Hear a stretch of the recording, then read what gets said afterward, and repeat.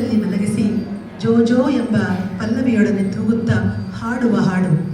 ತಾಯಿ ತನ್ನ ಮಗುವನ್ನು ತೊಟ್ಟಿಲಲ್ಲಿ ಮಲಗಿಸಿ ಪ್ರೀತಿ ಮತ್ತು ಅಕ್ಕರೆಯಿಂದ ಮಗುವನ್ನು ನಿದ್ದೆಗೆ ಜಾರಿಸಲು ಹಾಡುವ ಸಾಂಪ್ರದಾಯಿಕ ಗೀತೆ ಇದು.